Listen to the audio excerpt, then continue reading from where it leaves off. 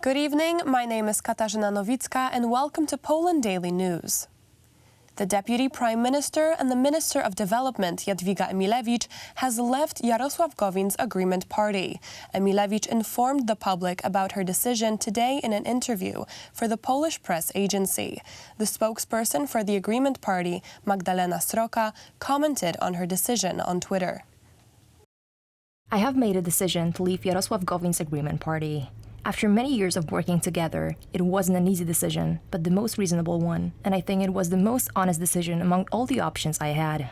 I did not agree with Jarosław Gowin in May, when he decided to move the dispute over the election date to the public forum, and when he risked the stability and existence of the coalition, when he abstained from voting in a critical vote on the animal protection law. Taking into account the scale of the challenges that Poland is facing, I find all the decisions which threaten the stability of the government fundamentally wrong, and I can't sign off on this.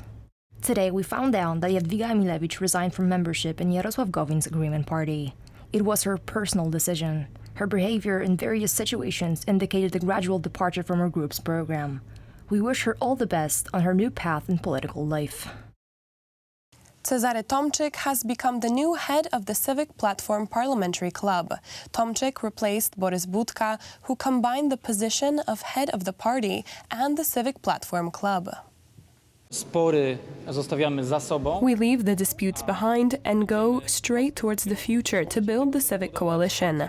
I do not have the slightest doubt that the Civic Coalition is the only project that can realistically oppose what is happening in Poland. It is also a great hope for the future. It is a project to be nurtured and developed.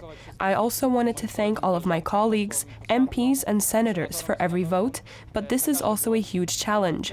I also ask for your forbearance, because we haven't met in this role yet. So once again, I would like to thank you very much and stress again very strongly that we are coming out of this club strengthened.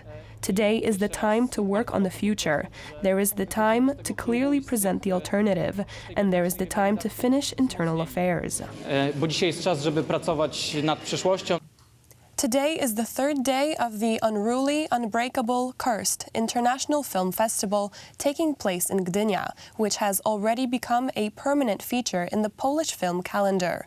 One of the works presented today was the film Baszka, a production of two editors of Telewizja Republika, Dorota Kania and Anna Zapert.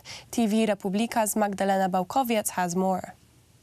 We are here on the third day of the Unruly Unbreakable Cursed Festival in Gdynia. Right behind me, in the Gdynia Film Center and in the open-air cinema, film screenings are taking place today, and there are a great number of them. These are feature films, among others Kurier by Władysław Pasikowski or Dolina Bogów by Lech Majewski. Moreover, there's a special meeting taking place with the director of the latter film.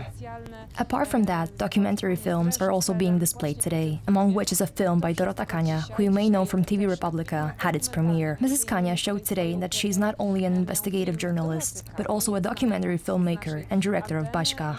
Many other documentaries were presented today, both Polish and foreign. Lots of movie-related emotions are still ahead of us, as the festival is still going on Sunday. There will be film screenings, panel discussions, and workshops. Tomorrow, the festival will be culminated with the closing ceremony, during which we will find out the winners of all 5 categories, including new categories such as feature film and music video. Wideoklipy to nowe kategorie tego festiwalu.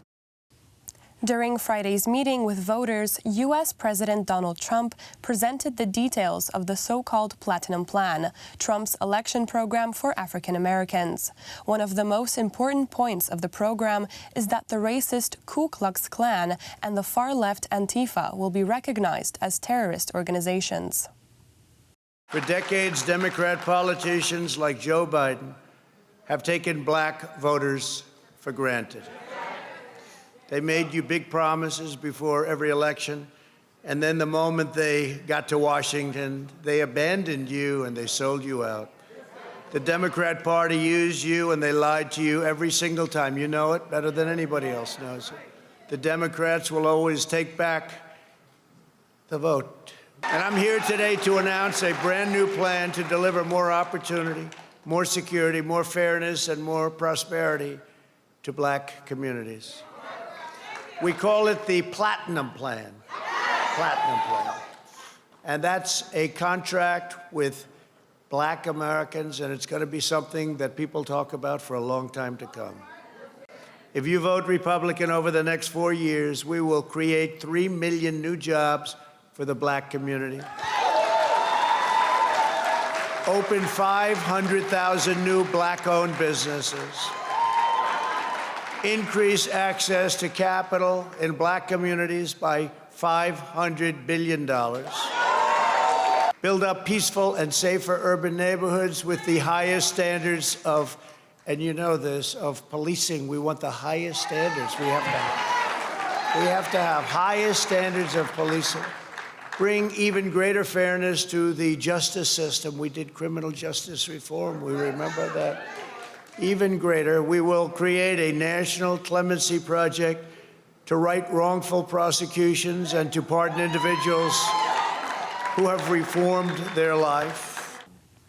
That's all for tonight. Now on to Poland Daily Business with Aleksander Wierzejski and his guest. Good night.